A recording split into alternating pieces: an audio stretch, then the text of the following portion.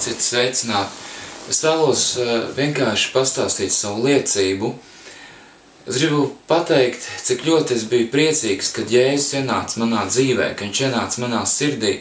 Tā man bija vislaimīgākā diena. Es iepazinu Jēzus Kristu, kad mans tētis bija slims, viņš bija saslims, viņš bija paralizēts, un Jēzus viņu dziedināja.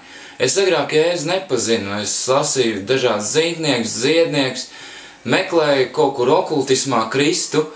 Vienkārši, varbūt tajā laikā es nesapratu, tas ir Kristus vai Dievs, bet es kaut ko meklēju, jo zināju, ka ir kaut kas augstāks, ir kaut kas, kas valda par manu dzīvi. Es meklēju Dievu, bet Dievu atradu tieši varbūt cits cilvēks sāpēs, grūtībās, tieši tad, kad man teica bija slims, un Dievs viņu dziedināja, viņš bija paralizēts, viņam viss kreisā puse bija paralizēta, un Dievs viņu darīja veselu kādu evanģelizācijas sapulcē. Tad, kad es ieraudzīju to, ko Jēzus izdarījis viņa dzīvē, es atdevu arī savu sirdi Kristum un sāku braukt uz dievkalpojumiem prieka vēstī. Tas bija tas laiks, kad Latvija ieguva brīvību, un bija tāds nedaudz juku laiks, un es vairs nevarēju izbraukt uz šiem dievkalpojumiem. Un nodibinājās, es dzīvoju pat Ainažos, un nodibinājās Ainažos Baptistu draudze. Es sāku iet šo draudzi, gāju uz dievkalpojumiem, tajā laikā gāju arī skolā, apmeklēju skolu. Un es atceros, es gāju uz skolu, un es vienmēr sapņoju pa ceļam no skolas uz mājām, un atkal no mājas skolas sapņoju, kā es dziedināšu cilvēkus. Es nezinu, man iekšā bija kaut kādi tādi sapņi, ka es uzlikšu cilvēkiem rokas, ka es viņus dziedināšu, ka es viņiem sludināšu Dievu vārdu. Man bija kaut kādi sapņi, es lasīju pat lieliem Dievu vīriem, kādas lielas brīnums viņi darījuši. Un es tā sapņoju un gāju uz šo baptistu dievkalpojumiem, apmeklēju mājas grupiņas, sapņoju un priecājos par Kristu, kad reiz varbūt arī manā dzīvē notiks kaut kāda brīnuma, tad tiešām tas, ko es sapņoju, ka tas piepildīsies. Un tad es satiku tādu māsu Elvīru, es ar viņu iepazinos, ļoti tāda, vēl šodien mums ir ļoti draudzīgas attiecības, ja es šeit atrodos Skotijā, mēs sazinamies, mēs viens par otru aizlūdzam, mēs dalamies grūtībās un priekos.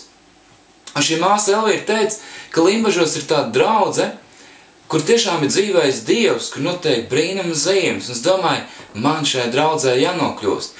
Es aizbraucu šo Limbažu draudzi, tā bija vasarsvētku draudze, tur kalpoja mācītājs Mārcis Jencīts, un es iegāju šajā draudzē, un es ieraudzīju, ka tur ir dzīvais Dievs, un es sapratu, ka tas ir tas, ko es meklēju. Es meklēju dzīvo Dievu, un es redzēju, ka šajos dievkalpojumos notiek zīmes un brīnumi, kā cilvēki tiek atbrīvot no ļauniem gariem. Es reāli ieraudzīju un sataustīju Dievu, un tas ir tās, pēc kā es sapņoju.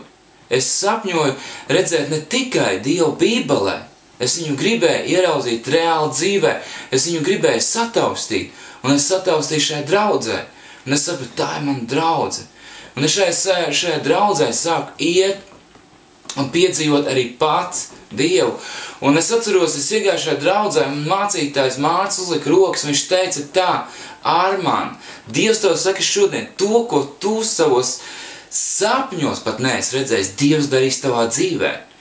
Un es domāju, ko tad Dievs var izdarīt manā dzīvē? Ko viņš var izdarīt? Man nekad nepatika mācīties. Es mācījos Ainažu pamatskolā, bet man nekad nepatika mācīties. Un es sev nozvēries, es nekad dzīvē nemācīšos.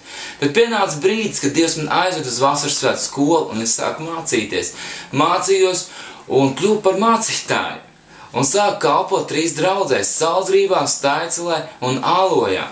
Un es ieraudzīju to, ka pienācis brīdis, kas tiešām lika cilvēkiem rokas virsū, un viņi tika dziedināti, viņi tika atbrīvot, viņi tika atbrīvot no ļauniem gariem. Un es domāju, Dievs, tu izdarīji to manā dzīvē, ko es biju sapņojis. Amen. Un es ticu arī, ka tavā dzīvē, to, ko tu sapņo, to, ko tu vēlēs, Dievs var piepildīt vienā acu mirklī. Amen. Un arī tas prieks, varbūt jums no malas skatoties, ka te priecājas, kaut ko smējās, un ka tur nav Kristus. Nē, tur ir Kristus. Jo Kristus nāk ar prieku. Viņš nekad tavā dzīvē nenāk ar bēdām. Viņš nekad tavā dzīvē nenāk ar asarām. Viņš nekad tavā dzīvē nenāk ar depresiju un slimībām. Pie Jēzus ir dzīvība, pie Jēzus ir dziedināšana, pie Jēzus ir prieks. Iedomājieties debesis. Kādas ir debesis. Un es varu pateikt to, ka cilvēks šeit virs zemes, viņš var dzīvot vai nu ellē, vai nu viņš var dzīvot debesīs. Un pēc nāves nekas nemainās. Amen. Ja tu šodien piedzīvo elli savā dzīvē, elle būs arī pēc nāves. Ja tu šodien piedzīvo debesis savā dzīvē, arī pēc nāves būs debesis. Bet nenoskumsti. Ja tu šodien dzīvo ellē, tu no tā var iziet ārā. Un es arī šodien, kā Mārcis Encīts pravietoju, arī šodien es pravietoju, ka to, ko tu pats sapņos, neesi redzējis, Dievs var izdarīt tavā dzīvē. Tikai viens lēmums tavā dzīvē, viens sirds lēmums. Pieņem Kristu, pieņem to prieku, pieņem to mīlestību, ko dod Kristus, kā es pieņēmu. Un es jau šodien esmu pilns ar sapņiem. Es jau šodien esmu pilns ar vīzijām. Es priecājos par to, kas notiek draudzē Kristus pasaulē. Es priecājos par to, ko Dievs dara Dievu upē. Es priecājos par to, ko Dievs dara Kristus prieka vēstī, jebkurā draudzē. Amen. Jo es mīlu Dieva garu. Es mīlu viņu pieskārienu, es ienīstu vēlnu, es ienīstu viņu darbību, jo viņš nāk, lai zaktu, nokautu, nomaitātu tevi. Bet Jēzus nāk, lai tev būtu dzīvība un pārpilnība. Pieņem dzīvību un pārpilnību savā dzīvē, kā es to pieņēmu. Un es zinu, kad viss mainīsies. Manā dzīvē viss mainīsies, un tavā dzīvē viss mainīsies. Pieņem Kristu, raksti man, es došu tev atbildes, es aizlūkšu par tevi, par katru tavu vajadzību. Jo Dievs ielicis manā sirdī būt par aizlūdzēju, un es lūkšu par tevi, man sirds sāp par tevi, es ilgojos būt kopā ar tevi un dalīties bēdās un priekos ar tevi. Jēzus Kristus vārdā. Amen. Slava Dievam!